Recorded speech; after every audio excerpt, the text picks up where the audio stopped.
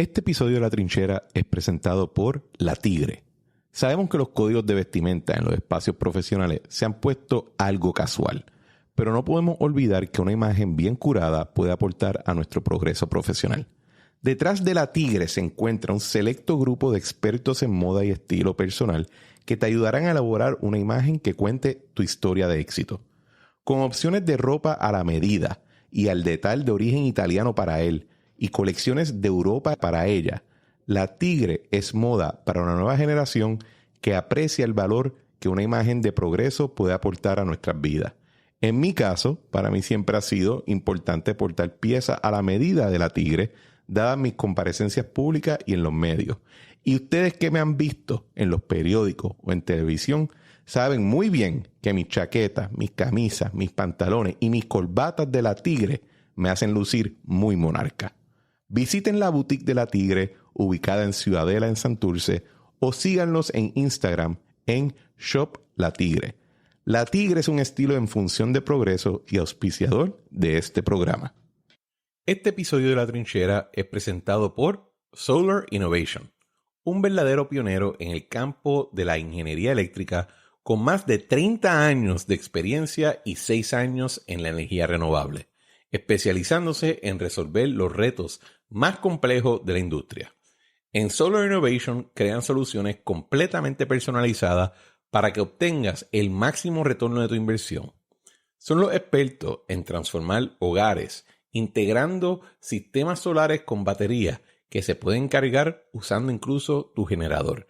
Solar Innovation ofrece el mejor servicio al cliente en la industria, con sistemas 100% adaptados a las necesidades de sus clientes. Lo mejor de todo es que no lo atan a un alquiler de 25 años. Llama al 787-777-1846 o escribe a info@solarinnovationpr.com. Innovation se escribe con 2 N, señores. Para obtener una cotización gratis y descubre cómo transformar tu energía en ahorro y sostenibilidad. Solar Innovation es auspiciador de este episodio.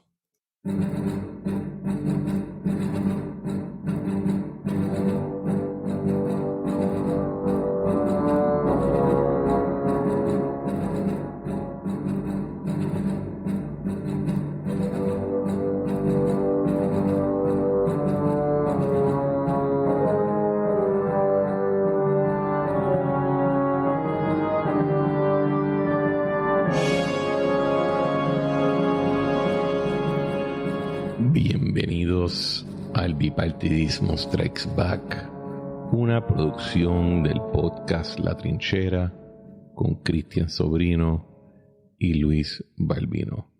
Balbus Maximus Rubicanus. Saludos, qué bueno verte. Qué bueno verte. Estoy aquí de regreso en la isla del encanto. Buen viajecito, sólido. 3 días, negocio, chavito, cosas buenas.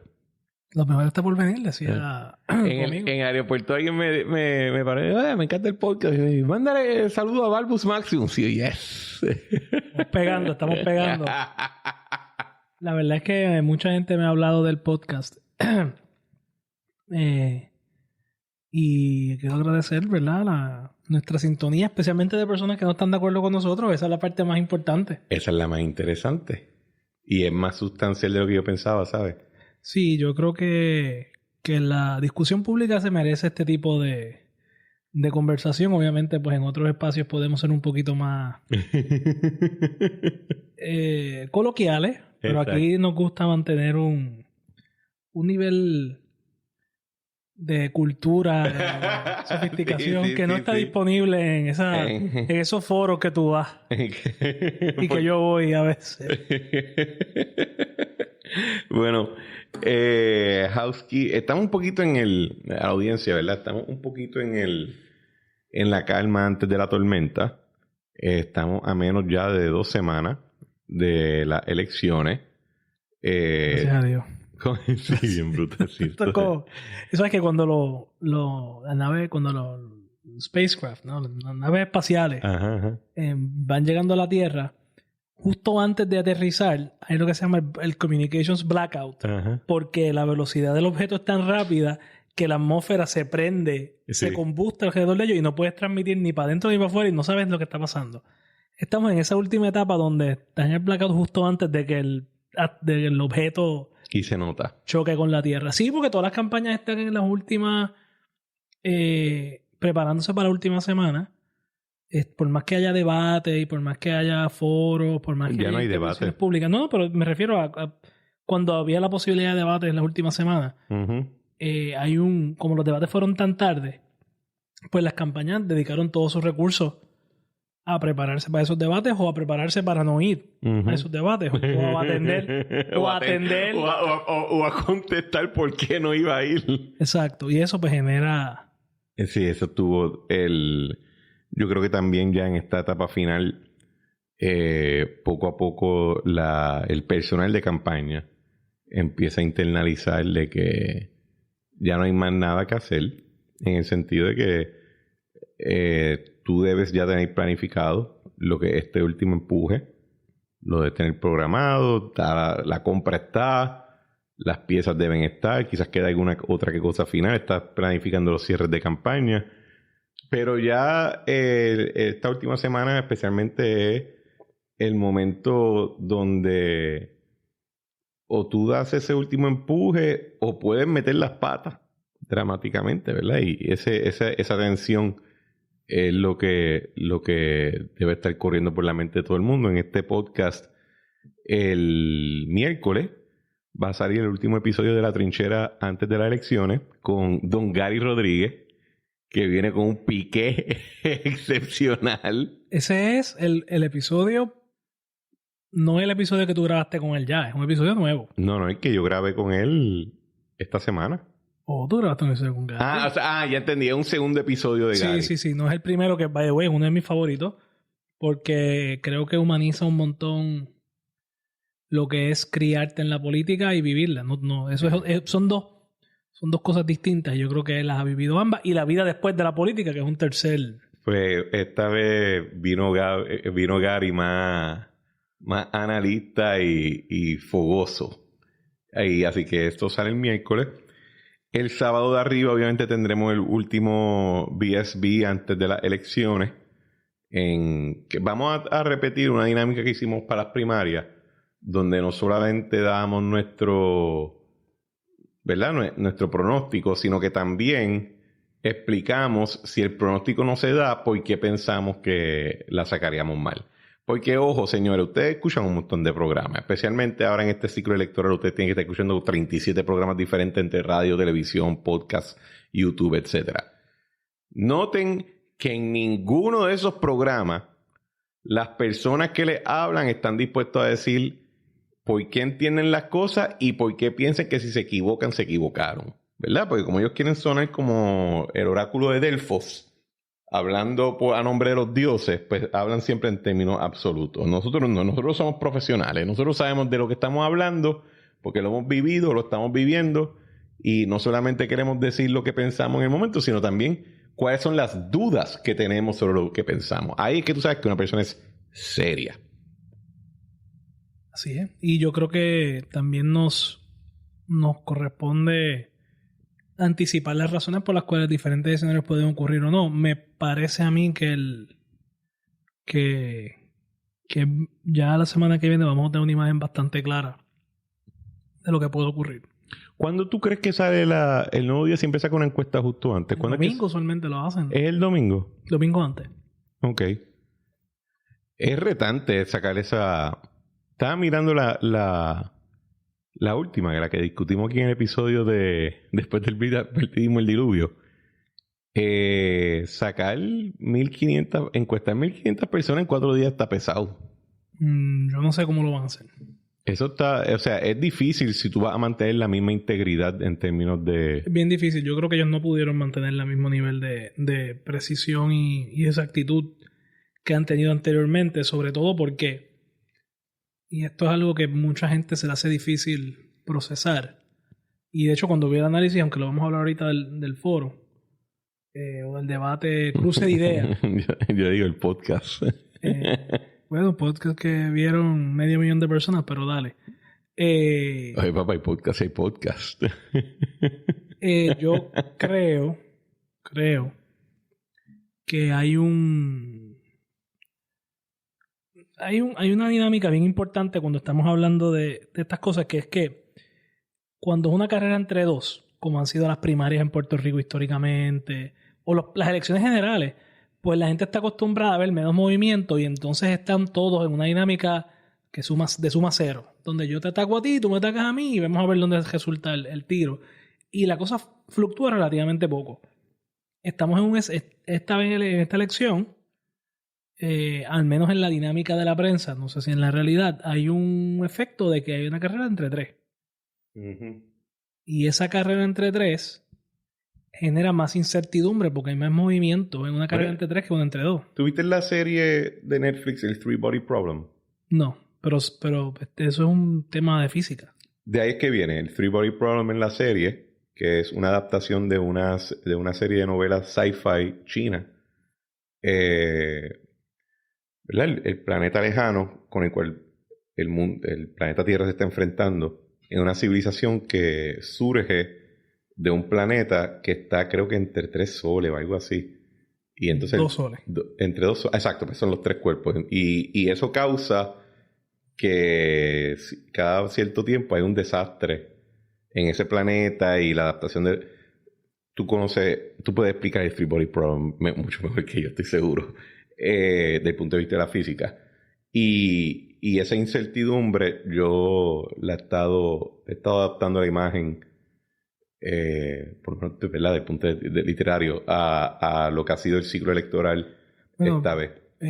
No voy a entrar en detalles matemáticos, solamente voy a decir que Newton descubrió su ley de la gravedad a finales de los 1600, o sea que más o menos hace 400. Pero la gravedad no fue de Galileo. No, la ley. Ah, ok.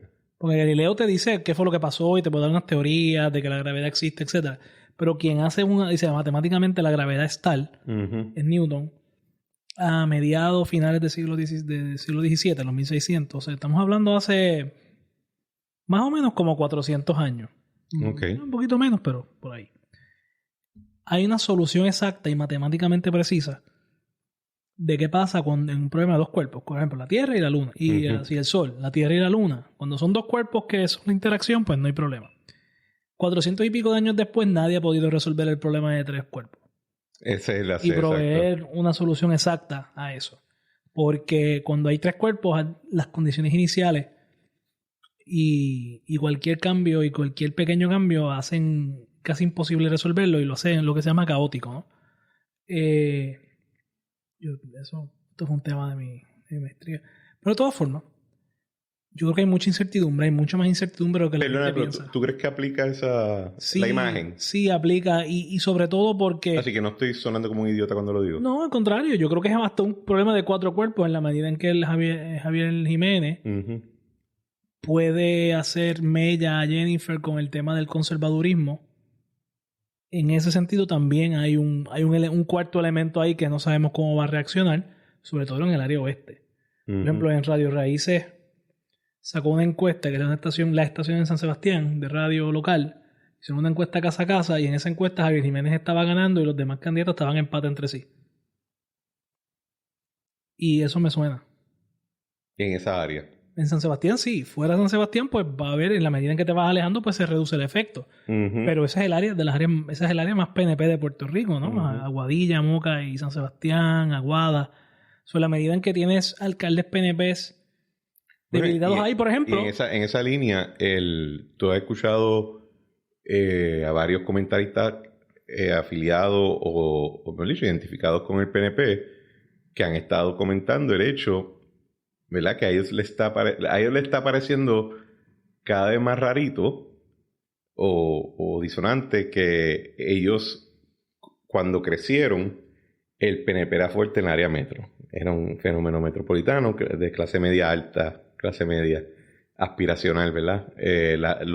Los hijos de los nenes y las nenas a quien Muñoz le puso zapatos eran PNP, ¿verdad? Y entonces ellos están comentando, mira, lo que nos vuela la cabeza muchas veces es que ahora el PNP pues parece que es una fortaleza rural o fuera del área metropolitana, y entonces está este nuevo cuerpo aliancista. Voy a hacer una predicción. Haga su predicción, caballero. Desde ahora. Yes. Creo que, y la semana que viene puedo hablar un poquito más en detalle de eso. Creo que al igual que la gran sorpresa en la última elección fue el distrito de San Juan, lo que pasó en San Juan. Con Manuel Natal, tú dices. Manuel Natal y Rosa Seguí, que casi gana, etcétera. Uh-huh. Yo creo que la gran sorpresa en esta elección va, y el Distrito de Arecibo, que el Partido Popular lo ganó, para el Senado, que también fue una sorpresa para mucha gente. Yo creo que la sorpresa en este cuatrenio va a ser el distrito de San de Bayamón. Okay. Yo creo que ahí van a pasar cosas interesantes. Yo creo que hay un desgaste. O sea, lo que está pasando en San Juan, en términos del desgaste del PNP, el Partido Popular no poder aglutinar toda la oposición al PNP y entonces tener dos disidencias de dos extremos que pueden coger los enchismados de los dos, está generando unas dinámicas bien interesantes en todo Puerto Rico. ¿Te dices eso porque te lo han contado o porque estás especulando? No, yo estoy bien. Si tú miras los resultados electorales de la última vez, la alianza quedó segunda en el distrito de Bayamón, sin candidatos reconocidos, ahora teniendo el hijo de un alcalde PNP, y a César Vázquez también al anote votos azules en el distrito. Dios sabe lo que pase. Va a ser interesante, y yo creo que ya para la semana que viene tendremos más cosas que comentar. Veremos. Ahorita, antes de que nosotros estamos grabando un viernes por la tarde, ahorita vi una noticia que decía algo a los efectos de que, déjame ver si encuentro la noticia para no sonar insensible diciendo algo incorrecto. Entiendo que la esposa de Juan Dalmau ya pudo... Pasó la semana que se le había predicho que era la más difícil, ¿no? Bueno, no está out of the water todavía. La condición de ella es una cuestión que dura semanas, sino unos cuantos meses. Pero creo que la fase que era la más crítica y la más intensiva de todo... terminaba hoy o mañana. Ya la pasó, y entonces Calixto estaba anunciando que pues Juan se va a reintegrar a la campaña para poder ya cerrar en la última semana. Eso va a ser un factor, obviamente, también. No es lo mismo. Ya lleva casi 2 semanas fuera, ¿verdad? Sí. Lleva casi 2 semanas fuera. Eso habrá tenido su impacto. Creo que ellos trataron de mantener esencialmente una campaña remota mediante los advice, los billboards, los portavoces en los diferentes programas. Por ejemplo, María Lourdes, uno vio a María Lourdes y a Denis en más programas de lo que era usual, porque creo que estaban llenando los zapatos de él. A Manuel Natal, por ejemplo, cuando acompañó a Ana Irma en el debate. Y creo que Juan hizo en un momento, pues, estoy seguro que hacía expresiones de alguna índole, pero estaba enfocado. Yo creo que la última semana, pues, es crítica para él ver cómo va a cerrar eso. Así que tendremos más con qué trabajar. Vamos a ir por el rundown que tenemos hoy. Vamos a hablar un poco de el furor que se ha dado en los últimos días sobre fraude electoral, recusaciones, supuesto robo de las elecciones. Después vamos a hablar del podcast entre Jesús Manuel y Javier Jiménez. Que oye, si las elecciones don't work out para los dos, deberían pensar hacer un podcast. Sería una dinámica interesante. Después vamos a hablar de la campaña aliancista de la prensa. Y finalmente vamos a hacer algo diferente en el podcast. Vamos a traer a hablar con nosotros por directo desde Syracuse University a José Gabriel Reyes Soto, un estudiante de maestría en administración pública en Syracuse, y escribió un artículo que se llama Puerto Rico's False Dawn, el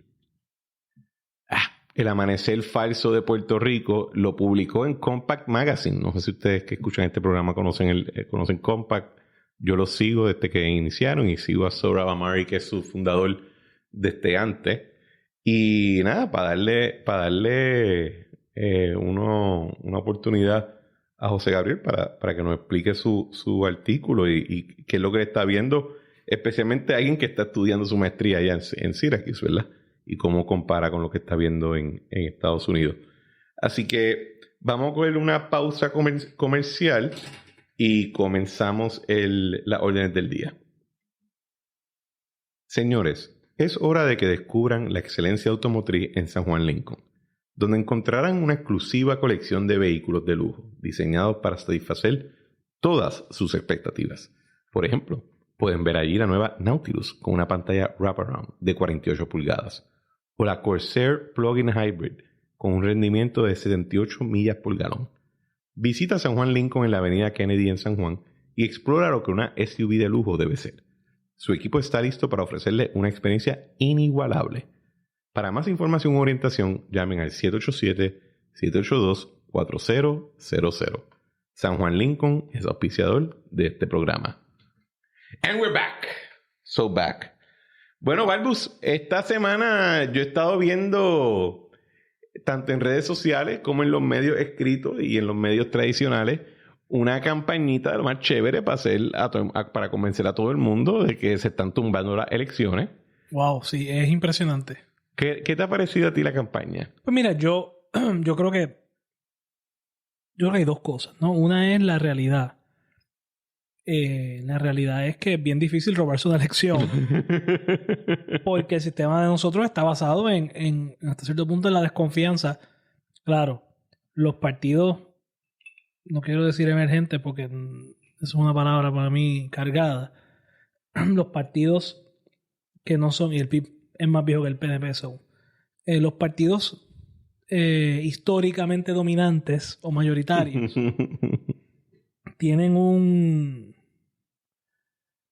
estructura política muy superior a la de los demás partidos y pues entonces tienen más experiencia, tienen más acceso a recursos y pues tienen un poquito más de visibilidad. Uh-huh. Lo que me parece fascinante es que la gente, que voces en los medios amplifiquen esto cuando quienes han denunciado estos tipos de transacciones usualmente son los populares. No han sido los partidos minoritarios. Han sido el Partido Popular el que usualmente da la voz cantante de mira, encontramos esto, tenemos información de esto, o apareció esta persona votando que no debería, en términos de cosas reales. Claro, hay reportajes que se han publicado que no son... que pues, por ejemplo, el tema este de los disque, la persona que nació en 1850 que votó, y bueno, pues eso es un typo. Ese tipo de cosas que han señalado como defectos, pues realmente no son el problema. El problema ha sido, como siempre, igual que pasó con la viuda de Hernández Colón que endosó al oponente de su nieto, pues hay personas, como en todo, que hacen trampa. Pero, por ejemplo, en el conteo de votos en el caso de Miguel Romero, pues hubo señalamientos contra la gente de Manuel Natal también por interferir en el proceso y de firmar actas que no reflejaban con precisión el resultado de la urna. Así que no, y ellos dijeron que fue por error, que fue una advertencia. Mi punto es, siempre va a haber un margen de error porque estamos bregando con humanos y pues hay personas inescrupulosas. En el lado de la percepción, creo que el PNP cometió un error en el 2020 de enmendar unilateralmente las reglas de juego. Y al hacerlo así, le quitó legitimidad, en mi opinión. Yo sé que hay gente que piensa que no importa, que la ley es la ley, hay que cumplirla. Pero yo creo que le quitó legitimidad democrática al no hacer una ley electoral por consenso. Y el Puerto Rico, que es tan supersticioso y hay tanto chisme y hay tanto debate, el poder señalar al código electoral como el problema y que es un código electoral impuesto por el PNP, entre comillas, facilita la narrativa de que hay unas irregularidades ocurriendo. Yo creo que ese punto, Balbo, y lo estábamos hablando fuera del aire y te lo repito, ese argumento es el argumento del entregado, porque vamos a echar un poco hacia atrás. Primero, aquí hay esto no es un asunto orgánico, el tipo de cobertura que está dando al issue. Aquí se ha dado un proceso, yo te diría, desde ya hace 2 años, desde que la alianza empezó a tener sus conversaciones. ¿Te acuerdas que cada vez anunciaban los acuerdos mínimos? Estamos teniendo unas conversaciones, estamos para ver hasta dónde podemos llegar, etcétera. Que comenzaron con primero la erradicación de la demanda que llegó hasta el Supremo, exigiendo que bajo el derecho constitucional existe un derecho a llevar campañas coaligadas. Eso no prosperó. Y eso sabíamos desde el principio que iba a prosperar, exacto. Porque no... Y de ahí en adelante uno vio una campaña sostenida, sea del PIB o de Victoria Ciudadana o de cuerpos allegados a ellos o que comulgan ideológicamente o filosóficamente con ellos, a tratar de utilizar el proceso judicial para ir socavando la legitimidad del sistema por completo. ¿Por qué digo que lo que tú dijiste ahorita es de entregado? Porque, papá, era irrelevante si cambiaba el código electoral o no. Esa campaña iba a ocurrir de cualquier manera. Incluso el ataque ahora mismo del PNP, porque todo el mundo parte de la premisa que es el partido favorecido para la gobernación. Yo te puedo asegurar que si Jesús Manuel tuviera esa presunción a su favor, el ataque sería el Partido Popular, porque el ataque no es a un partido. Ellos están llevando una campaña para tratar de deslegitimizar y desautorizar todo cuerpo o toda gobernanza que exista sobre el sistema electoral. Y llevan desde el 2020 con la cuestión. Porque en gran parte la alianza, mira qué interesante, la alianza es un opt-out.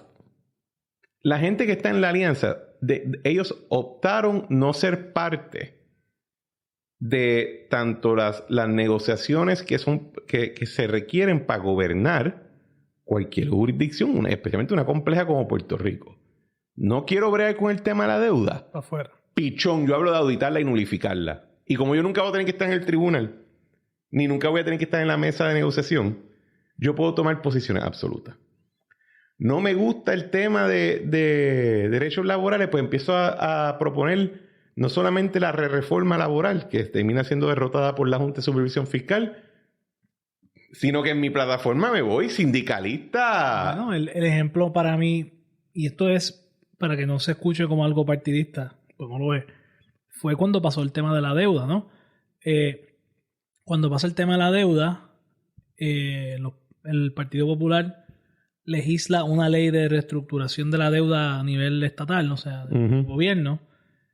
Eventualmente esa ley pues se declara inconstitucional, pero se aprueba promesa, que básicamente era, en términos prácticos, bastante similar, excepto que tenía una junta, ¿no? Pero en términos de la estructura de reestructuración de deuda, pues, bueno, y los abogados del BGF que terminan redactando parte o gran parte de la coquiquiebra, Proskauer, Rose, son entonces, Proskauer, lo confundí con Norton.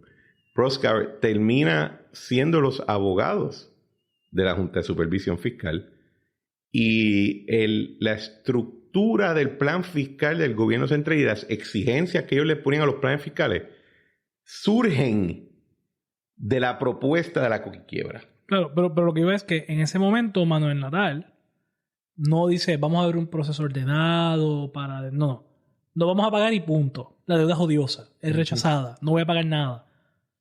Pues el problema con ese argumento es que puede ser que la deuda sea odiosa en el sentido de que yo le tenga odio, pero del punto de vista de que del bonista, el bonista es irrelevante si ese dinero se lo robaron o no, el bonista te prestó.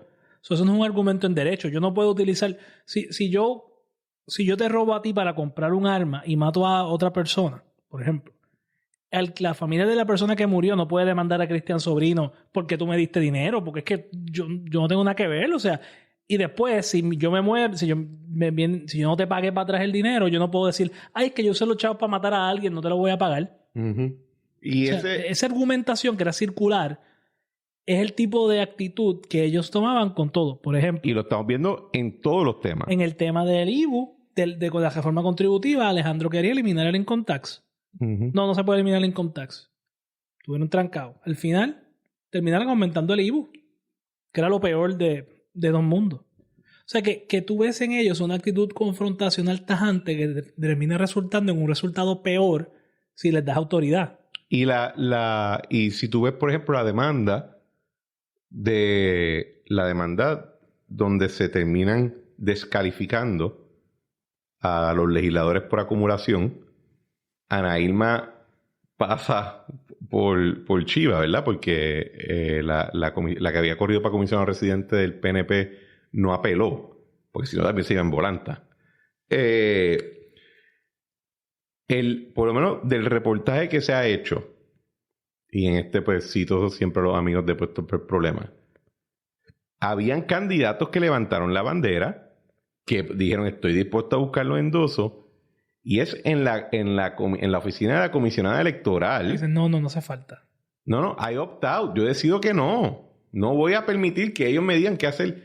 Ese opt-out es esencialmente la postura de la alianza para todo tema de envergadura. Y entonces vienen y te buscan un experto que diga lo que ellos quieren escuchar, y si no estás de acuerdo con lo que diga el experto, que Dios sabe cuáles son sus credenciales, porque eres corrupto y tienes tus intereses comprometidos. Pues ese experto, si ese experto resulta... pasó en ese caso. Ellos llevaron a todos los constitucionalistas que se te pueden ocurrir afiliados a su causa a decir que eso del caso de los endosos estaba mal resuelto. Mira, usted leyó la ley, yo leí la ley dice eso, pues yo no puedo inventarme ¿dónde la Constitución dice eso que tú dices? O sea... O el resultado es el que yo quiero, o el proceso es ilegítimo. Incluso si el resultado es el que yo quiero, el proceso fue ilegítimo, es que el pueblo pudo por fin imponerse sobre el esquema corrupto que lo tiene sometido. Yo creo que esa visión que tú propones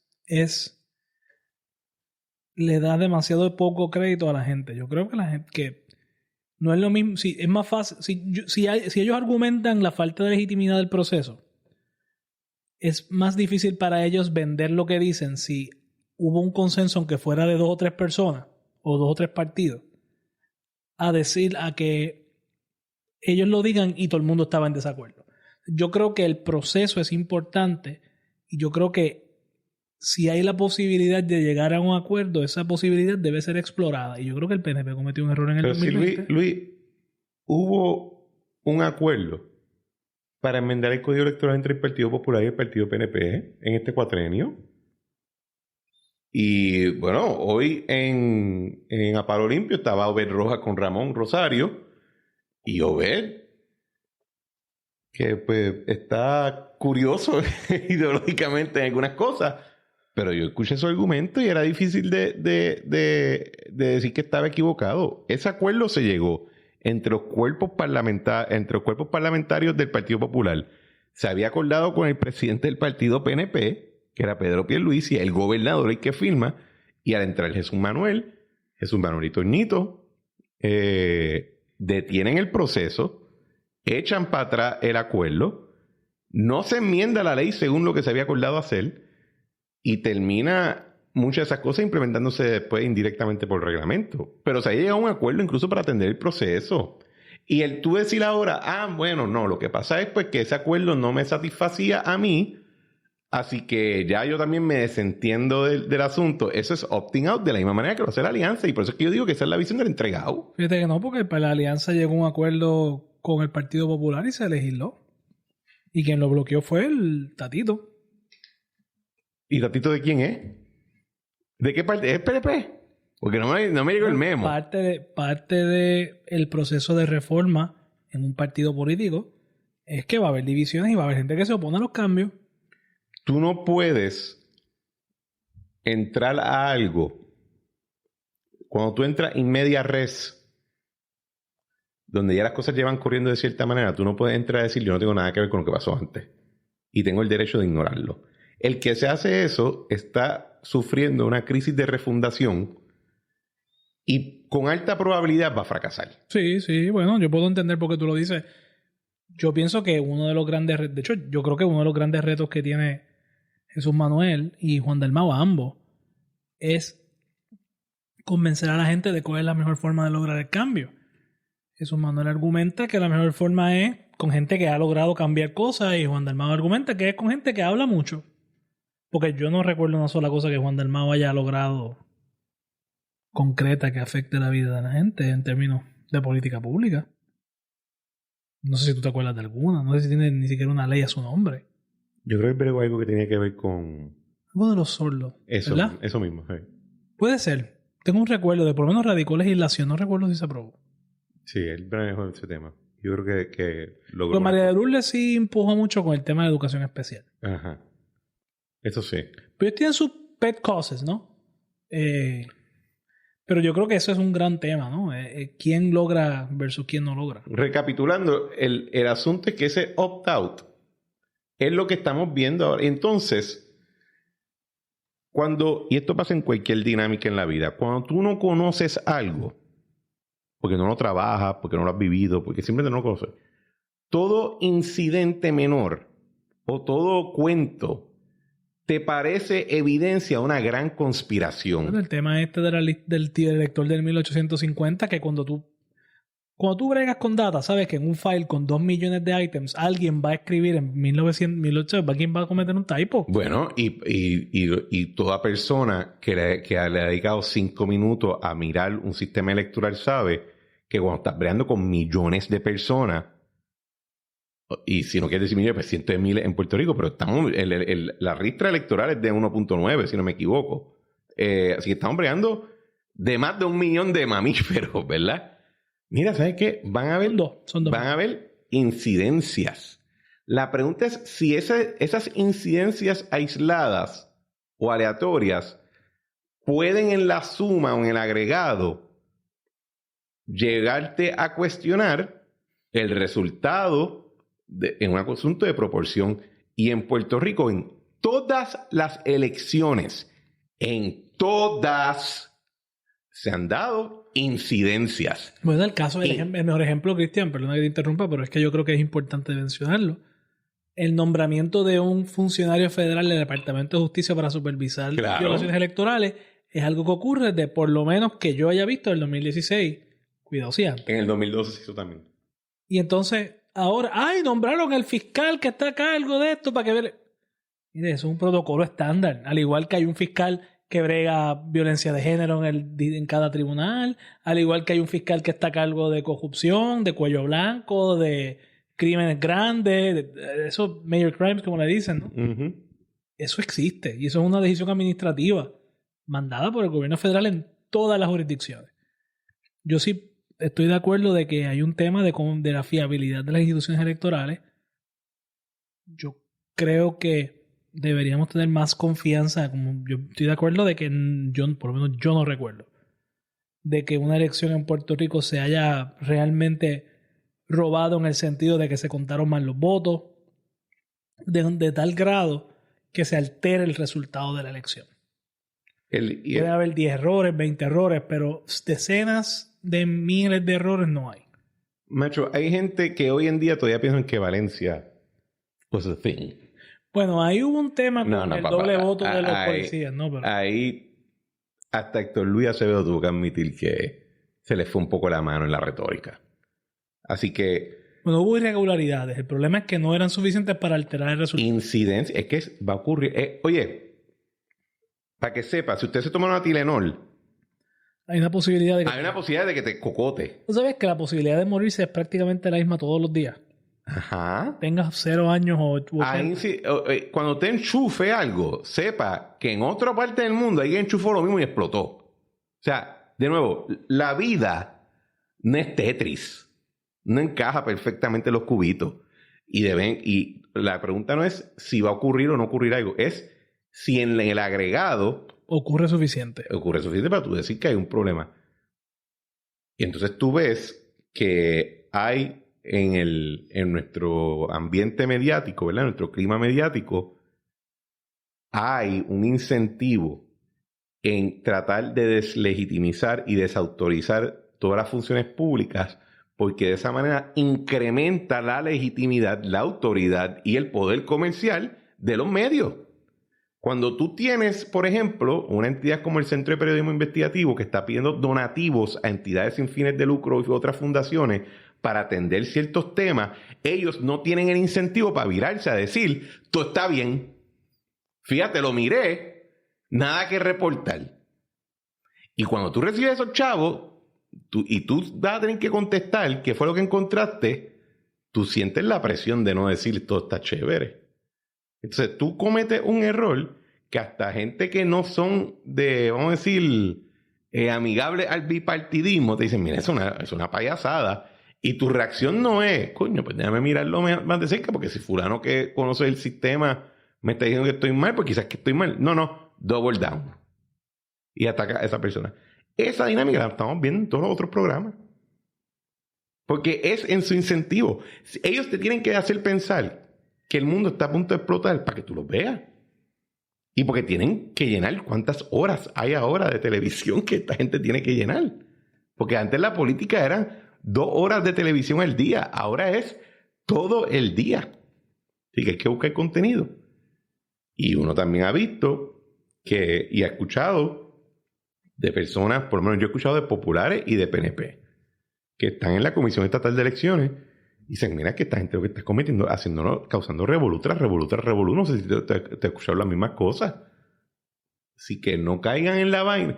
Y al final del día les juega en contra, porque mientras más sucio tú hagas que tú aparentas, menos gente va a votar. Es una cuestión de percepción. Nadie quiere estar en algo sucio. Y si tú enfangas todo, pues adivina qué. No va a sacar a toda la gente que tú dices que tienes ahí para sacar. De acuerdo. Yo creo que es un error de todo el mundo esta obsesión con el deslegitimizar las instituciones. Especialmente en asunto electoral. Porque al final del día... No, y después hacer errores pendejos. Como fue el error de esta gente no buscar los estúpidos endosos. Dicen que tenían los endosos, estarían ya en la papeleta. Ahora hay que ver qué pasa. Porque yo creo que el rating está difícil para Mariana y para Bernabe. Cuando hay candidatos que apelan a la gente de ellos en la papeleta. Exacto. Ya. Sí. Porque no hay un cauce por... Y eso... Oye, y tú ves el efecto en cómo Ana Irma está afectando, por ejemplo, la carrera de Pablo José. Y de William. O sea, imagínate que Mariana y Bernabe estuvieran en la papeleta y los otros dos. Pero... Sí que yo creo que hay que ver las cosas con cierta suspicacia y no simplemente estar en esta línea que todo es... O sea, llega un momento y dice, venga, pero a ti te pagan para resolver el problema o para llorar el problema. Y estamos hablando de gente que se les paga con fondos públicos. Para estar allí. Se supone que sea para solucionarlo. Lamentablemente el tema de la legitimidad es algo que no se ha atendido apropiadamente. Vamos para el próximo tema. Vamos a coger un break y volvemos.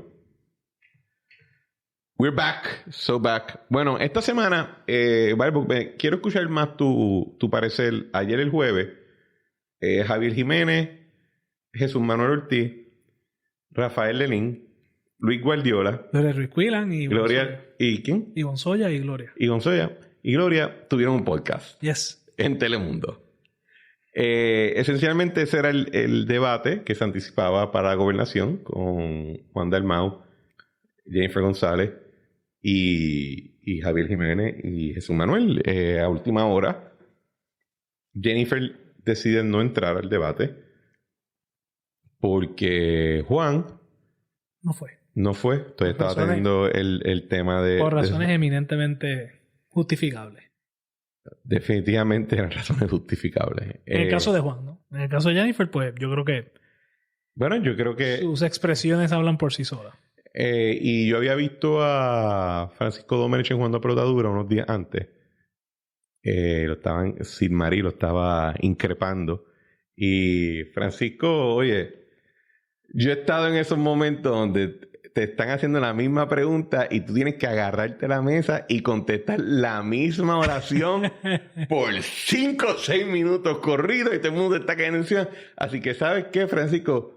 Lo hiciste bien. We feel you. We feel you. Yo estaba aquí en la oficina viendo en el televisor y decía, ay, pobrecito, yo lo tenía colgando el corazón. Y la verdad es que Francisco... Y Francisco tiene una personalidad fuerte, que no es fácil cogerle pena. Sí. Pero yo estaba viendo, ay Dios, y la contestación de él siempre era, vamos a cumplir según lo contratado con el medio. Y no voy a hablar lo que está contratado con el medio, porque esto es otro canal, y igual que ustedes no quieren que yo hable lo que contraté con ustedes en otro canal.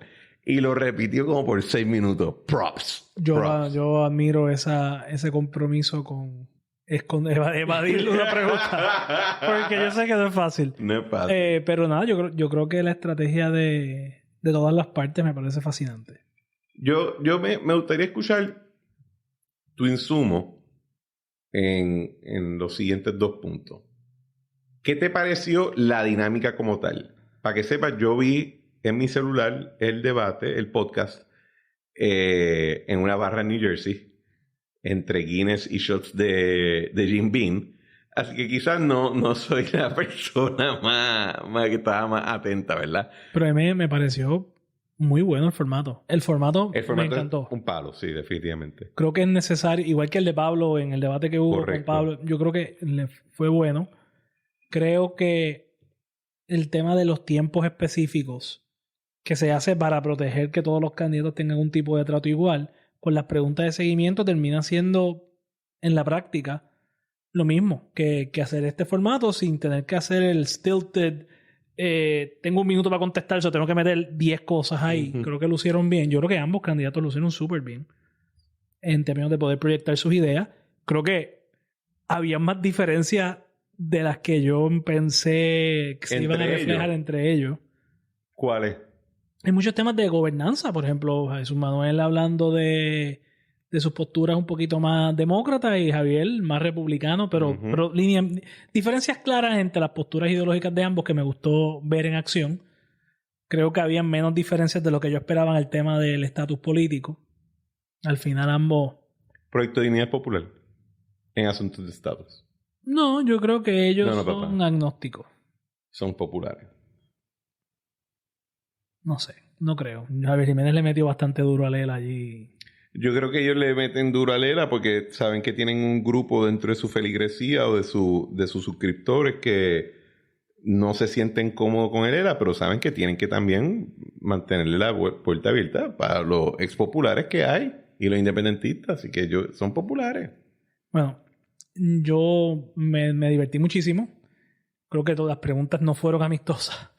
Creo que fueron mucho más duras de lo que uno esperaría, considerando que los demás reporteros, los demás candidatos picharon. Bueno, Juan Dalmau no fue y Jennifer literalmente les pichó. Pero la prensa esencialmente estaba cubriendo las bases de Juan. Esa es la realidad. Sí, y yo creo que debemos hablar de eso un poco, ¿verdad? Ese es otro de los temas que tenemos pendientes. Me gustó mucho la dinámica. Creo que ambos se ayudaron. En respecto al análisis que hubo después del debate, pues tengo que decir que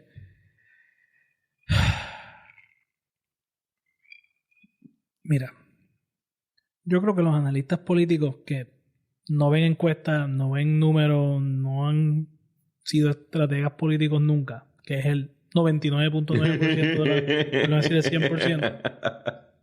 Incluso los que fueron candidatos. Deberían enfocarse en comunicar sobre las propuestas de los candidatos, lo que ellos piensan sobre las propuestas y la sustancia, que probablemente están más tienen más competencia comentando sobre eso, y menos sobre las estrategias, porque realmente aquí todavía hay mucha gente que se quedó. Estábamos hablando ahorita del three body problem, de la complejidad que causa tener 3 y hasta 4 candidatos relevantes en una campaña. El librito cambió y mucha gente se quedó en la mentalidad 2004 de ¿sabes? Lo que ayuda a Rosselló afecta a Aníbal, o lo que afecta a Aníbal ayuda a Rosselló.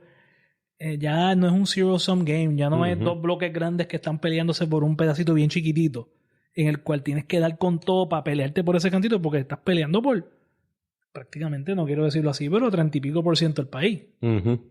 So, esa pelea, ese debate por 20% del país, 30% del país que está desalineado del debate ideológico, creo que hace que muchas de las teorías y de las estrategias que la gente menciona pues pierdan mucha relevancia.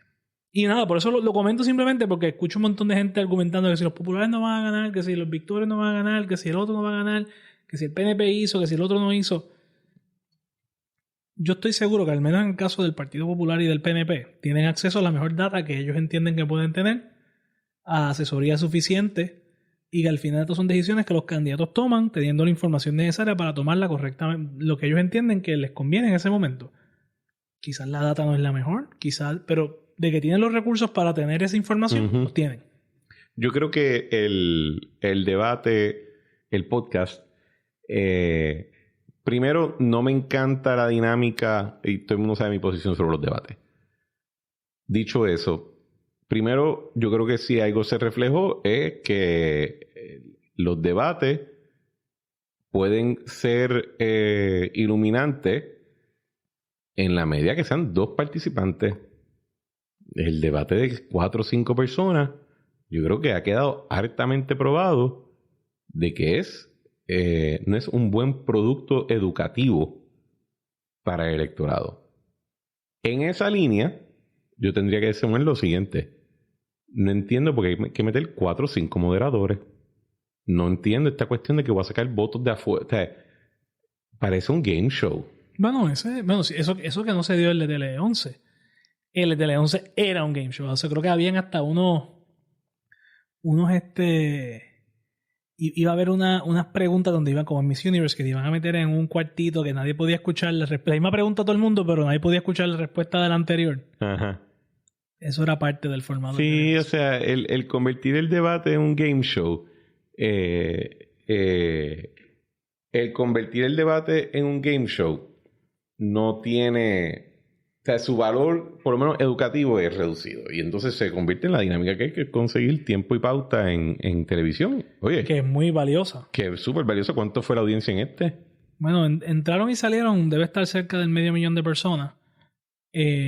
Pero consistentemente en promedio había 250,000 de personas viendo eso consistentemente. Sí. O sea, en promedio. En cada momento había 250,000 de personas viendo, y sin hablar de las redes, de la exposición, de la cobertura en el mismo canal después de que Telemundo sigue siendo uno de los top 2 news channels, si no el número 1 en algunos momentos. Sí. Yo creo que Jennifer cometió un error no yendo. Creo que ella fácilmente pudo haber ido a un debate con un formato donde era bien difícil tú organizar una ofensiva contra ella. Iba, hablaba lo que iba a hablar, compartía sus propuestas y se iba. ¿Tú crees que Aníbal Acevedo Vilá hizo un análisis en uno de sus programas diciendo de que el exit de Jennifer del debate le recordaba a las últimas 2 semanas de Pedro Rosselló en el 2004? Me acuerdo. Que mucha gente dice, pues yo no, y que mucha gente dice que esencialmente Pedro perdió la elección en esas 2 semanas. Sí, me acuerdo. Aníbal mencionó solamente lo de la Comay y el Bayou, que él se fue de esos 2 programas. Uh-huh. También ocurrió lo de la ascensión al cielo, que Rosselló ascendió al cielo en una de estas cosas, sí, porque le decían el Mesías, hicieron un medio show de eso. Yo recuerdo que él dijo, para esos días también fue que dijo que él era católico protestante. Sí. No fueron solamente 2 cosas. Para que Aníbal ganara esa elección pasaron muchas cosas. Fue un tren de eventos. Yo lo que pasa es que creo que ya todo el mundo sabe que Aníbal ganó esa elección, ¿no? Yo creo que es bien difícil de explicar a la gente lo retante que era esa elección para Aníbal y las muchas cosas que tuvieron que pasar para que Aníbal ganara por un margen infinitesimalmente pequeño, por el margen de error. Y sin hablar de los procesos judiciales que vinieron después. Pero los procesos judiciales pues no hubiesen ocurrido si el resultado fuera claro. Claro.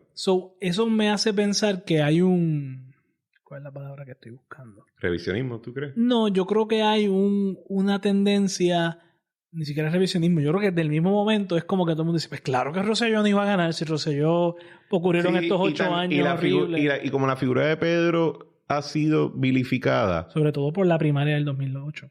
Que lo saca del reino del PNP. O sea, la primaria... Bueno, él no sacó nada, él se fue. Bueno, no, pero en el sentido de que la mitad del PNP lo rechaza, el 60% Exacto. Te rechaza, es como que cuando tu propio partido tiene que decirte basta con un 60% de los votos. Uh-huh. Yo creo que eso afecta permanentemente tu capacidad de... O sea, si Rosselló en el 2004 se iba para su casa en Virginia y se iba y nada pasaba nada, la historia lo hubiese tratado de una manera muy diferente. Bueno, y como Romero no corre en primaria contra Pedro, ¿verdad? Y por eso es que Romero puede tener su segundo acto. Pero sería bien diferente si Pedro le gana a Romero contundentemente una primaria. La opinión de la gente sobre Romero sería, este tipo perdió y probablemente Romero no hubiera sido tan... su participación no hubiera sido tan prominente en el PNP posteriormente, porque hubiera sido como este tipo que ganó 2 veces y no se quería ir. Exacto. Y yo creo que Muñoz Marín y Hernández Colón tomaron la decisión tan pronto vieron que ya les tocó, se fueron. Y en esa línea también es difícil de la gente recordar, yo creo que especialmente los más jóvenes, la potencia política que era Pedro Rosselló, ¿verdad? Especialmente en ese tiempo, ¿verdad? Pedro Rosselló, Hernández Colón, Muñoz Marín, Romero, todos en su momento tuvieron un appeal bien fuerte, y los que lo mantuvieron más fueron los que supieron cuándo era el momento de decir hasta aquí. Y ahí tengo que decir que el Partido Popular, gracias a Muñoz Marín, tiene una tradición más grande de gente diciendo hasta aquí que el PNP. Pero ¿tú crees ¿tú crees que son comparables? Porque yo creo que no lo son. Primero, entre Aníbal y Pedro eran todavía una contienda entre dos fuerzas. No, por eso, precisamente que pasaron todas esas cosas porque era más difícil mover votos. La gente subestima lo grande que fueron estos eventos cuando ocurrieron, y yo creo que lo que está ocurriendo con el caso de Jennifer, yo no sé, y esto lo digo, ¿verdad?, siendo lo más objetivo posible, yo no sé, en este escenario nuevo no tenemos un marco de referencia para saber cuánto las cosas se mueven, pero te puedo decir que creo que lo que ocurrió ayer y antier y toda esta semana, yo no estoy seguro que ayudó a Juan Dalmau, ni lo desayudó, ni a Jesús Manuel necesariamente, pero creo que sí afectó a Jennifer un poco en términos de su capacidad de atraer votos que no sean PNP. Es que yo creo que estamos amarrados. Yo creo que la dinámica está ya...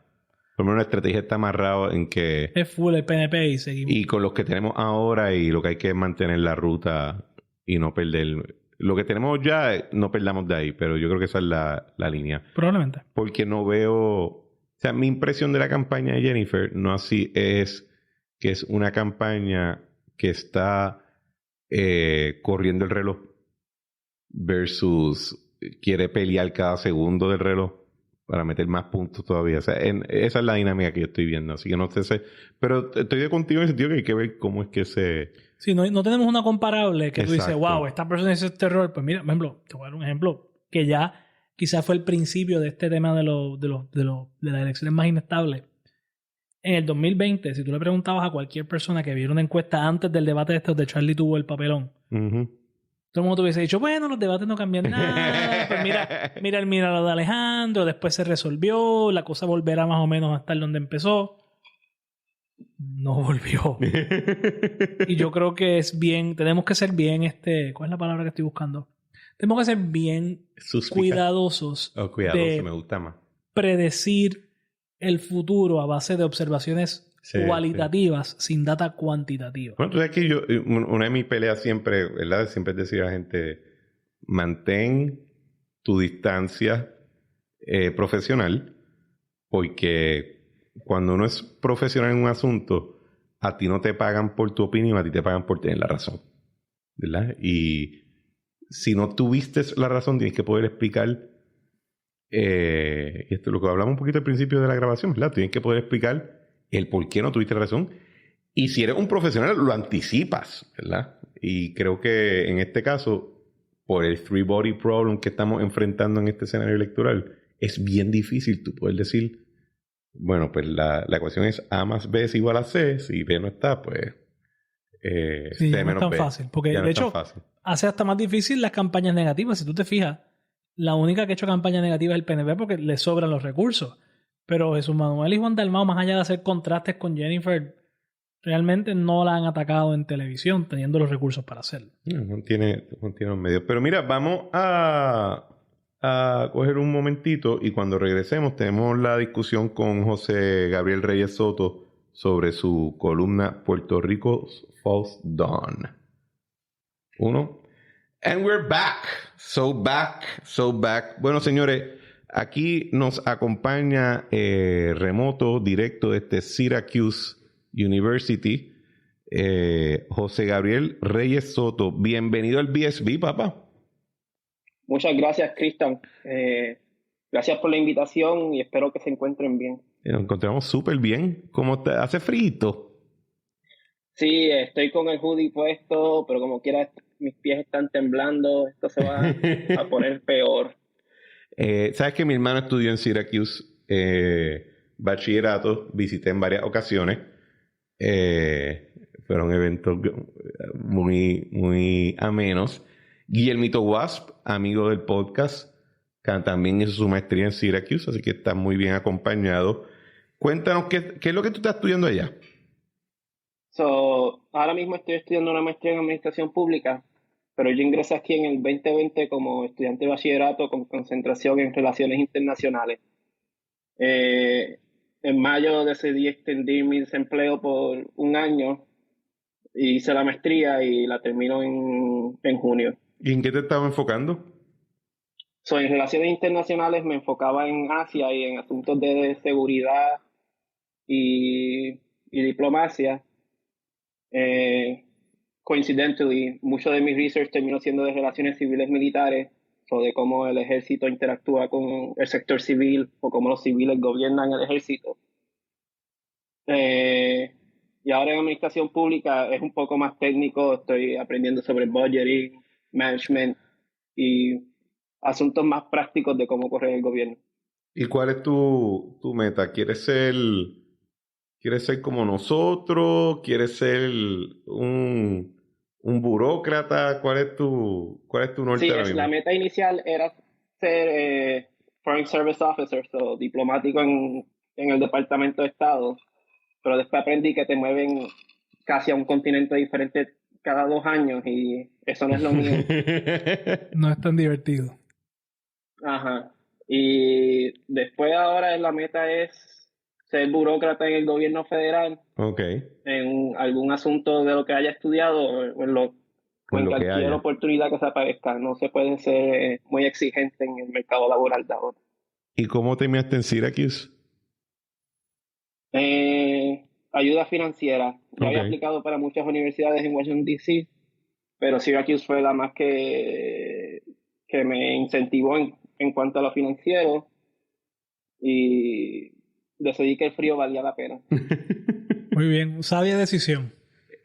Pues, José, tienes esto es más para audiencia, ¿verdad? José publicó este artículo en Compact. Compact es una revista que fundó Sohrab Ahmari con su equipo y con sus financieros.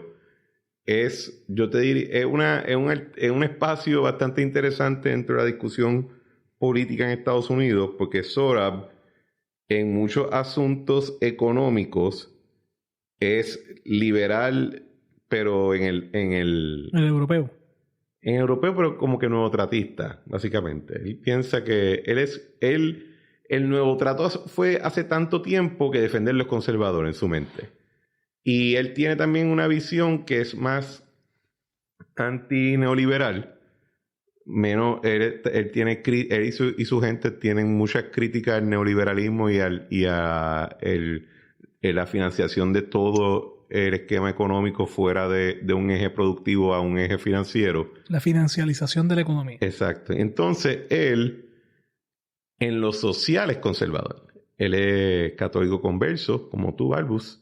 O sea que él es como un tipo en doctrina social de la iglesia, kind of thing. Sí, pero es controversial en el grupo, en el sector conservador, pero es parte de toda esta obra que le dicen, oye, y cuando te digo que es una obra bien diversa es que tú tienes tipos como Sohrab Ahmari y tienes protofachas, tú sabes, pero es lo que dicen los postliberales, ¿verdad? Yo creo que ese grupo tiene un elemento que me... Sí, es bastante puertorriqueño. Por eso es que a mí me encantó ver que José, publicaste en Compact, porque yo siempre que leo Compact digo, there's so much Puerto Rico here, y nadie se ha dado cuenta hasta que José se dio cuenta, ¿verdad? Y publicó algo allí. Y quería y también, pues yo sé que el podcast lo escuchan muchos estudiantes de bachillerato y de maestría y de derecho. Así que si cualquiera de ustedes puede repetir la gesta de José Gabriel y publicar en una revista de renombre, pues yo los voy a invitar y les voy a dar espacio. Y que no sea un artículo propagandístico. Sí, no me vean con esa vaina. El muchacho el doctor, ¿cómo que se llama él? Carlos Bosque, publicó algo en Harvard Review, pero tú sabes, yo lo había invitado al podcast, no se atrevía. Pero a los otros muchachos, si publican algo serio, les vamos a dar espacio. José, ¿cuál es el argumento del artículo? La tesis Quiero añadir sobre la revista Compact. También tiene varias voces de izquierda. Por ejemplo, el filósofo eslovenio Slavoj Žižek, sí. Marxista rajatabla, también es publicado en Compact y otras voces también. Pero el argumento que quería presentar en el artículo era básicamente que Puerto Rico estaba como estancado en el final de la historia y que nuestras políticas se ha vuelto como de sludge que de verdad no tiene ideología y que todo se basa en asegurar buenos números económicos y que ninguno de los partidos tienen una visión organizada política, y me refiero a política en el sentido clásico de la palabra, de cómo organizar el Estado.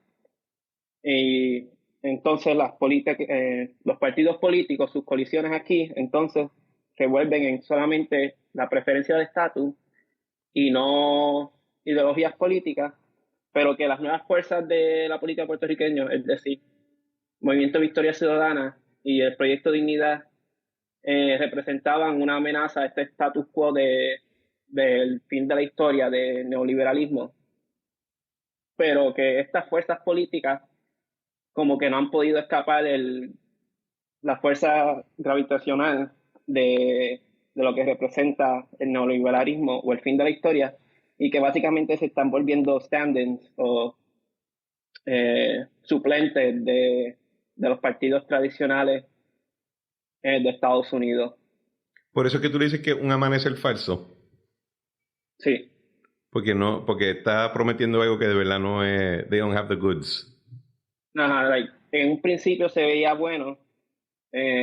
Por ejemplo, la fundación de Victoria Ciudadana con socialistas y voces raras, y Proyecto Dignidad con un partido democristiano, pero ahora vemos Victoria Ciudadana volviéndose basically un nothing burger dentro de Alianza y Proyecto Dignidad volviéndose una versión del GOP o sucumbiendo a esta ola libertina que se está viendo en Latinoamérica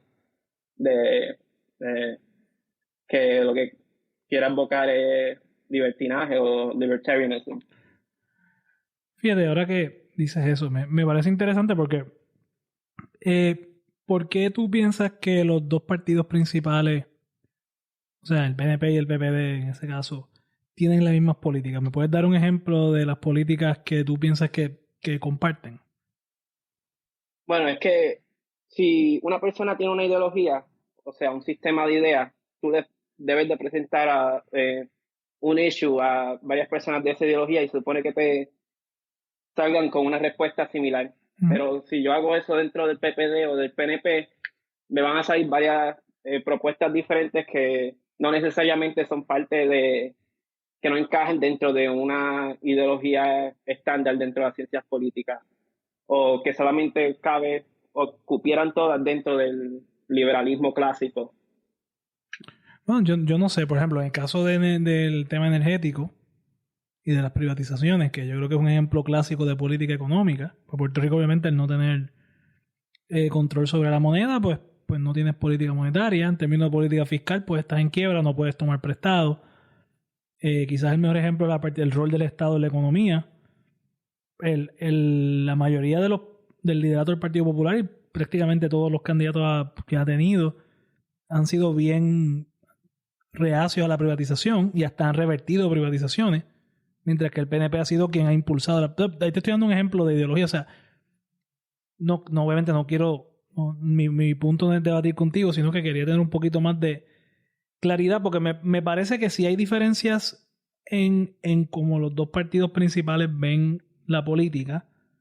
Creo que a lo que te refieres quizás es que las diferencias no son tan marcadas como lo son en Estados Unidos y en otros lugares por diferentes razones, ¿no?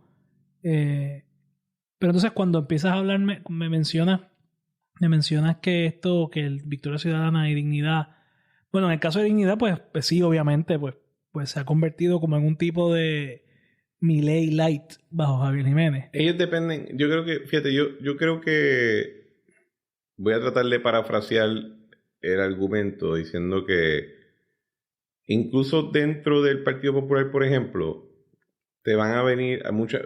Es políticamente útil ahora mismo defecarse encima de Luma, pero no hay necesariamente la misma animosidad a Genera, o no hay la misma animosidad a Metropista o al aeropuerto. Siempre hay animosidad, pero son más, esas animosidades surgen de las circunstancias particulares de cada una, de esas transacciones o esas operaciones versus una postura firme antes diciendo es que simplemente no se puede, punto, se acabó, no vamos a abrir la puerta. Si tú le preguntas a cualquier popular, te va a cerrar la ventana en la cara y decir no va a pasar, punto, con nada. Que es similar a lo que es quizás Victoria Ciudadana, ¿verdad? En su plataforma, en ese tema en particular. Igual tú puedes ir al PNP y tú le preguntas sobre el aborto y tú vas a recibir 37 contestaciones diferentes. Y sobre los sindicatos, por ejemplo, el rol de las uniones. Y ahí yo te digo que, ¿verdad? Lo que yo creo que José Gabriel está poniendo el dedo es que los partidos mayoritarios en Puerto Rico son coaliciones, no son proyectos necesariamente ideológicos, filosóficos. O quizás es que sobre los temas económicos en Puerto Rico, quizás la fiebre no está en la sábana, ¿no? Quizás el tema es que los partidos políticos en Puerto Rico reflejan una realidad de que no hay grandes desacuerdos entre los puertorriqueños sobre asuntos económicos. Esos otros 20 pesos, exacto. O sociales. Sí, que eso sería algo positivo. Pero, ¿verdad? Donde lo vea. ¿Cómo tú lo ves? Pero tú dijiste ahorita, José Gabriel, que los partidos, Dignidad y Victoria Ciudadana en particular, tú los ves como simplemente rehash de lo que estás viendo allá afuera. Estás viviendo allá afuera, llevas un tiempo. Sí. O sea, tú no ves diferencia entre, por ejemplo, Victoria Ciudadana con el Squad y con Proyecto de Dignidad con MAGA. Básicamente tú los ves simplemente como un rehash de esa corriente. Bueno, cuando se trata de Proyecto de Dignidad, yo los veo como neocons, que era el neoconservadurismo, que era lo popular en el Partido Republicano hace 10 años, básicamente antes de la alza de Trump. O sea que es como un GOP, pero más atrasado, porque todo en Puerto Rico llega siempre está 10 años más atrás, exacto. Ajá. Movimiento Victoria Ciudadana, especialmente en lo que es la agenda social, claramente está importada de las aulas universitarias de los Estados Unidos, y especialmente lo que es el régimen de identidad, todo eso de día y todo viene de acá, no es algo endémico de nuestra cultura política. Y por eso es que yo digo que Victoria Ciudadana es un standing de los demócratas de acá. Bueno, nosotros hablamos, ¿te acuerdas una vez que estábamos viendo las plataformas que yo digo? Es que el PIB ahora básicamente es el ala woke del Partido Demócrata en el área social. O sea, eran cosas que antes... ¿Cuántos años tú tienes, José Gabriel? 22. Ok, tú eres un feto. Cuando yo estaba en high school, el PIB era socialmente conservador. Era como nacionalista. Sí, habían católicos hardcore. O sea, antes que el Opus Dei se pusiera hot en Garden Hills, ¿me entiendes? García San Inocencio era provida en un momento dado. Bueno, hasta los otros días lo era. Quizás le dieron un manoplazo, le dieron un cantazo, ¿verdad? Pero el PIB era conservador. Y ahora tú no ves eso y lo discutimos en este programa en algún momento. ¿Tú crees, José Gabriel, qué te inspiró a hacer el artículo? Bueno, voy a ser honesto. Fue medio capricho mío querer ser publicado por primera vez. Esa es mi motivación principal. Pero yo básicamente identifiqué, leyendo Patrick Deneen y todos esos autores que hablan del postliberalismo, como un momento postliberal ocurriendo en Puerto Rico. Y pensé que Contact era una excelente publicación para hablar del tema. Mira, como alguien que he tenido acceso a quizás información de opinión pública en Puerto Rico de décadas para atrás, yo te voy a decir que en mi opinión en Puerto Rico el liberalismo nunca pasó. O sea, yo creo que en Puerto Rico nunca hemos tenido, por razones idiosincráticas, una política liberal en el sentido de verdad, de privatizaciones de verdad grandes, ¿sabes? Aquí el gobierno sigue teniendo un rol mucho más grande de lo que tiene en Estados Unidos, para empezar. Aquí socialmente la palabra profit como que no tiene sí, como que ese gana mucho. Sí. No hay un constituency en Puerto Rico, no hay un electorado, no hay una facción electoral que apoye esto de la libertad económica. Y están tratando de construir ahora, ¿no? Y tú ves este esfuerzo enorme de PACS, del mismo Javier Jiménez, que yo creo que está tratando de construir esa filosofía más del lado de libre empresa, y ves el reto que tiene, ¿no? Y ha tenido que entonces como que meterse dentro de esta cosa socialmente conservadora para construirlo. Nada, el punto es que creo que tienes algo aquí. En Puerto Rico tienes un caso interesantísimo. Le envié unas sugerencias para el próximo artículo. Y yo creo que Puerto Rico, si hay un lugar donde la filosofía de esa revista o la línea editorial de esa revista es aplicable, totalmente. Es en Puerto Rico. Porque, y te voy a decir mi teoría de por qué es. Puedo estar equivocado, pero creo que no lo estoy. En Puerto Rico, la clase empresarial, que es la que tradicionalmente apoyaría este tipo de política, no es la que carga la redundancia, la carga fiscal del Estado. La carga fiscal del Estado la carga el gobierno de Estados Unidos y la manufactura.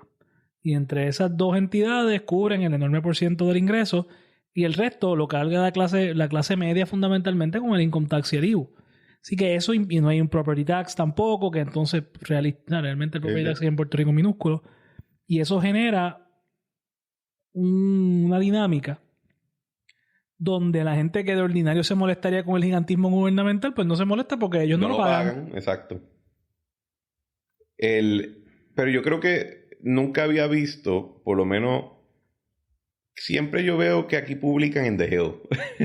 Bueno, es que allí publican. Y cuando publican en New York Times, es como que, oh my God, New York Times. O sea, pero siempre es como tuviste que pagarle a alguien para que te consiguiera la freaking la columna en el New York Times. Y me alegró muchísimo ver que tuviste la osadía de publicar en una revista fuera de The Hill y de... Yo soy medio fan del postliberalismo. Paquito, somos postliberales, que nadie lo sabe. Y que lo esté hablando en esos términos, lo encuentro bien refrescante. Sí, porque la cosa está de aceptar que la política es algo independiente de la economía y que tenemos que la cosa que el libro de economía dice es más efectiva no necesariamente es lo políticamente correcto para la sociedad. Pues, sí, la del debate de valores. ¿Y cuál ha sido la reacción que has recibido de otra gente sobre el artículo? Bueno, bastante positiva. A mucha gente le gustó el background histórico que doy, porque no es algo que se habla en los Estados Unidos para nada. Definitivamente. Y una de las razones por qué me quedo tanto en el background histórico es porque yo pienso que es importante. De verdad no puedes entender la situación de ahora si no sabes no solamente de la historia política de Puerto Rico, sino la política económica de Puerto Rico. Cuando Estados Unidos no era un imperio. En el 1830.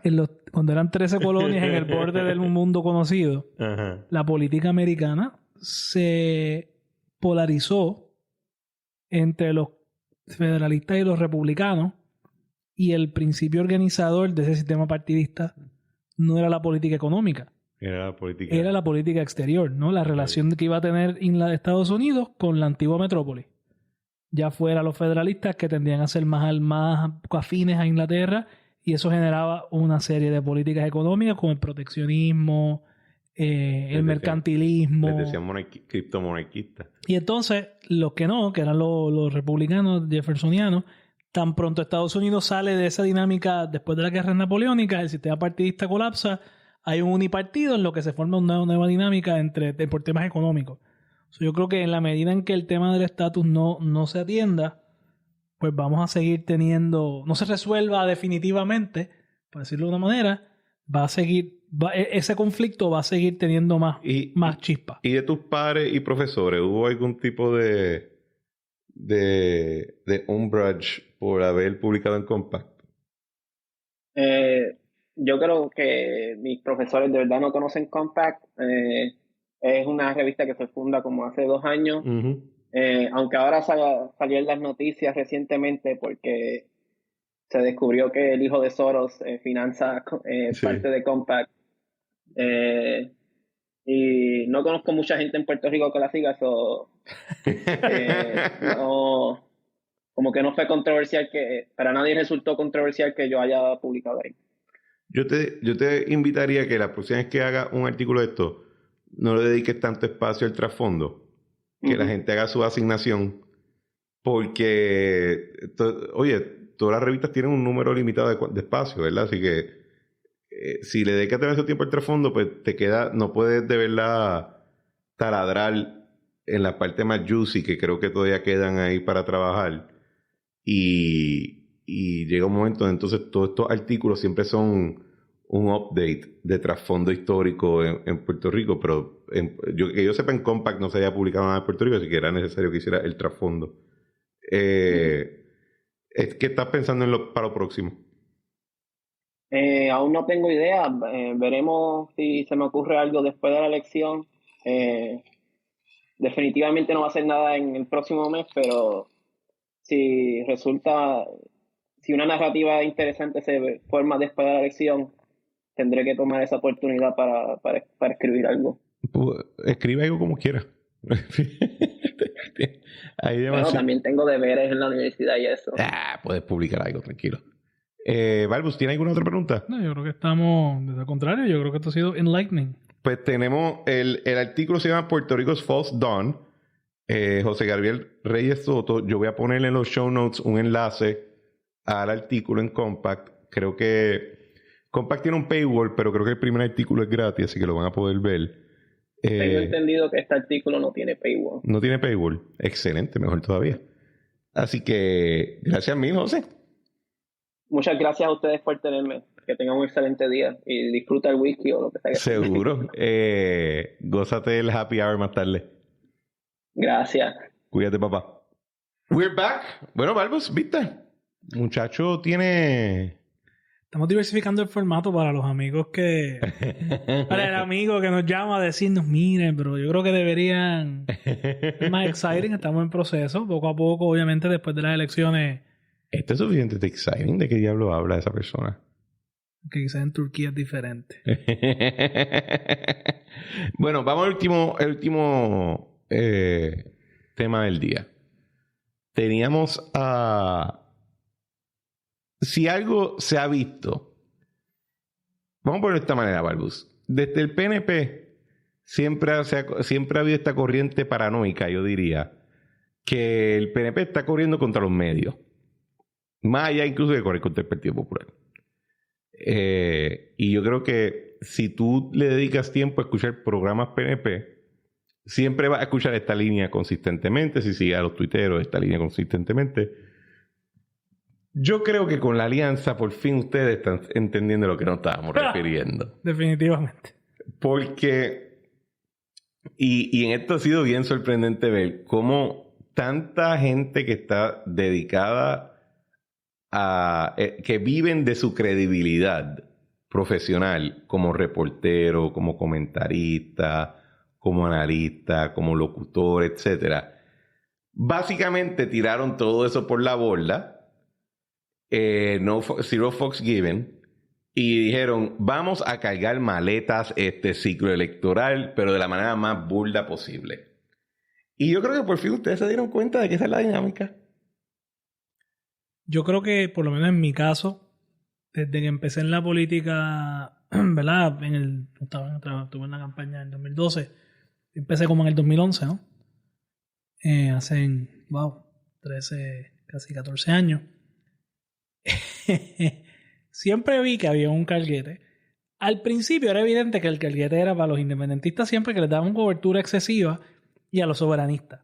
Claro, al irse los soberanistas controversiales a Victoria Ciudadana, pues tomaron control absoluto de la exposición pública. Y tú te das cuenta en las conversaciones, y tengo que decir, y me choca, porque yo puedo entender que tú tengas una línea editorial fuerte contra alguien. Eso yo lo entiendo. Lo entiendo porque esa persona te parece que es tu deber como comentarista traer a la atención de la gente algo que esa persona hizo. Y yo no tengo problema con eso. El contra, yo no tengo problema. Y yo creo que la mayoría de la gente no tiene problema con que tú decidas ser fiscalizador o oponente a alguien. Creo que donde está un poco fuerte la situación es en la campaña abierta. Y ni siquiera disimulada. Que tienen varias personas que no son qué sé yo, por ejemplo, Cox Salomar, tú puedes tener tus diferencias con él, pero él no es comentarista. Él es un comentarista político que lo llaman de analista de vez en cuando, pero él no vive de su objetividad. Sí. Él es un actor en el juego, él es un activista político, ¿verdad? Creo que, por ejemplo, cuando hablamos de Eduardo Batia, pues hay gente que lo ve como un analista político, pero realmente él es un candidato del Partido Popular que es, ¿verdad? Actúa y tiene posturas ideológicas y está bien metido en la campaña, en la política demócrata, ¿verdad? O ese tipo de cosas. Alfredo Hernández Mayoral, que es una persona que pues siempre ha sido un activista de Lela. Ajá. Pues eso yo los tengo en una categoría. Pero entonces hay gente que son comentaristas objetivos. Y han tomado una campaña a favor de Juan Dalmau. Y de Alianza. Y no es solamente a favor de Juan Dalmau porque estoy de acuerdo con él. Es a favor de Juan Dalmau y prestándole su credibilidad a lo que dice Juan Dalmau. Uh-huh. Y decir, por ejemplo, Juan Dalmau dice que él no va a tocar el estatus. A pesar de que él tiene 50 años de expresiones de él diciendo, yo quiero tocar el estatus, tan reciente como hace un año o dos. Uh-huh. O sea, estaba hace un año y pico con un rótulo atrás de Viva Cuba Socialista. Y entonces él, de repente, puede decir, no, es que el estatus no está en issue. Tenemos que creerle a Juan Dalmau. Pues si Juan Dalmau dice que el estatus no está en issue, que él no va a hacer nada por adelantar la independencia, y saca un videito de Ferré diciendo que el estatus no se decide en las elecciones, ya es verdad. Juan Dalmau lo dijo. ¿Ves? Lo dijo Juan Dalmau. Tienes que creerle a Juan Dalmau. Ahora, Jennifer González dice que va a evaluar el contrato de Luma. Cambió de posición. Es el diablo. Jennifer es la mujer más mala del mundo. Jesús Manuel habla de Luma. Jesús Manuel. Ay, chico, pero ¿por qué tú dices que va a cancelar a Luma? Eso no se puede. Pero a Juan Dalmau no le preguntan si las cosas se pueden o no. Juan Dalmau tiene licencia para matar. Y ¿sabes? El double O pip. Es que es verdad, o sea, nadie le pregunta, nadie le cuestiona. Entonces, es completamente revertido y absurdo, porque entonces, si le cuestionan las propuestas, se convierte en un argumento a favor. Ay, viste, chico, que todas esas propuestas locas que él dice, pero es que él no las va a poder hacer. O sea, si un popular dice... No es solamente eso. Porque no es eso solamente. Hay que añadirle un nivel más. Chico, no te preocupes. Él lo propone, pero eso no va a pasar. Sí que me está diciendo que es un embustero. No, es un tipo súper honesto. Pero me acabas de decir que lo que está proponiendo no puede pasar. Sí, chico, pero es una cuestión de propuesta. Pero eso no significa que es un embustero. O sea, que si yo propongo algo imposible, yo soy un embustero. Si Juan Dalmau propone algo imposible... Es un filósofo. Es un filósofo que está visionario, más allá de los tiempos.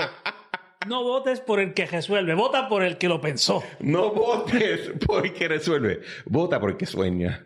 Sí, aquí estoy. Entonces, pues, por eso lo comento, da risa porque es ridículo. Ajá. Porque es la primera vez que los puertorriqueños están siendo llamados a votar por alguien con la idea de que no va a cumplir ninguna de sus ideas. Ajá.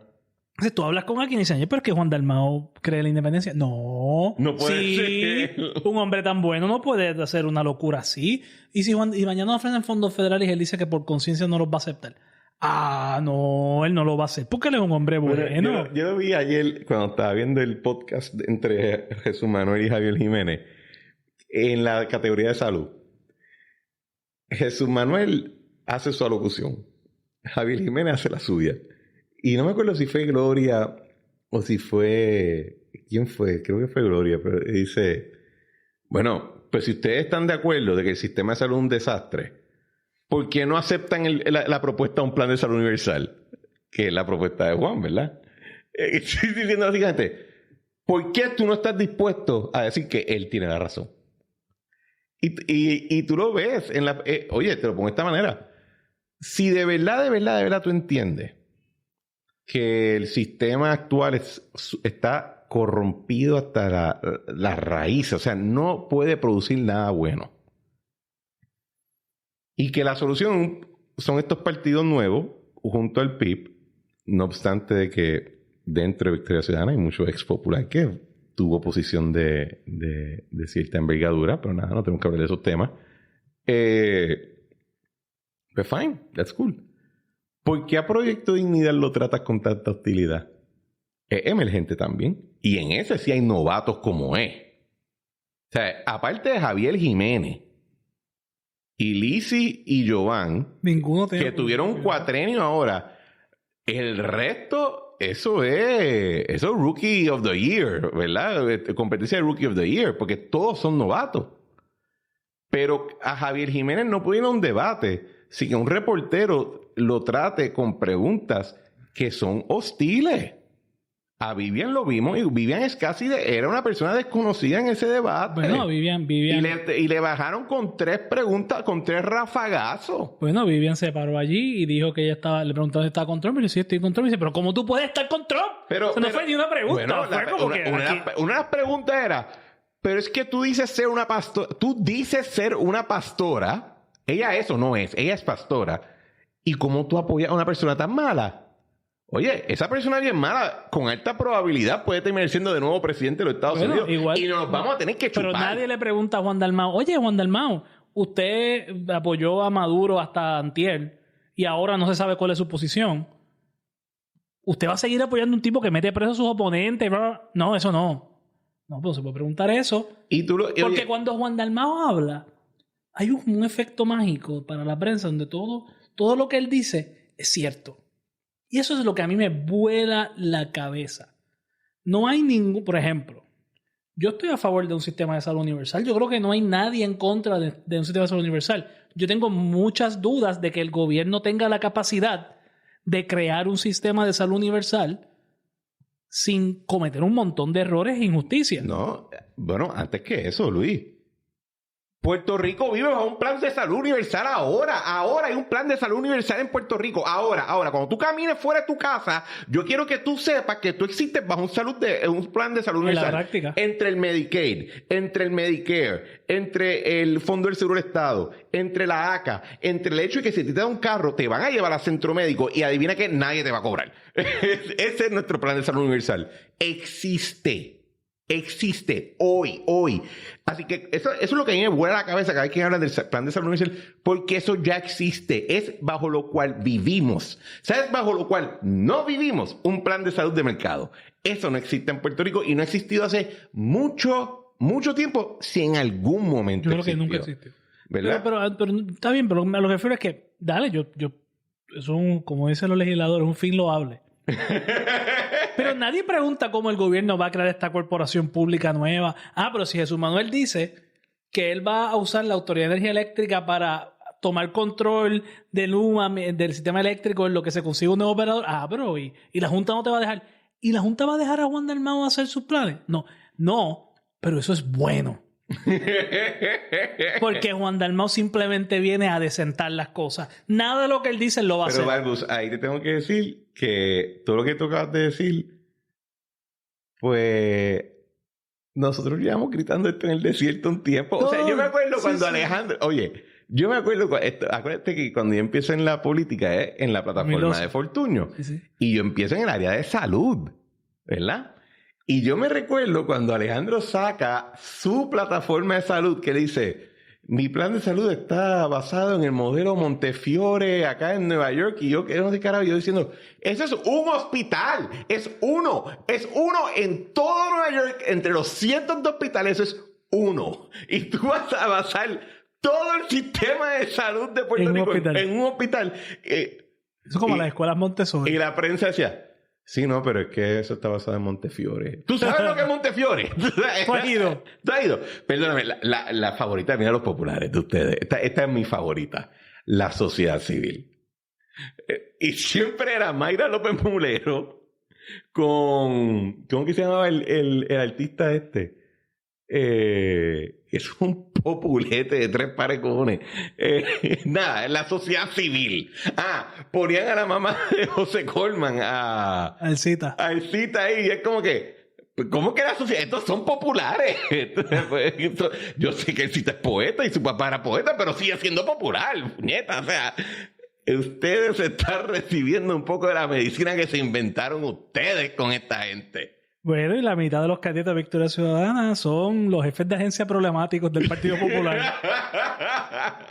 Y ese tipo de 1000 problemas. Vamos a tirar a ese loco. Ese que queremos. Saludos, urbanistas. Bueno, y los de Ponce, qué sé yo. Oye, gente buena, pero buena. Yo pienso que... Yo pienso que la mayoría de la gente que se mete a esto son gente buena. Sí, pero es que eso es lo que yo pienso. Y verdad, yo creo que hay 2 o 3 personas que de verdad... por ejemplo, Juan Dalmau.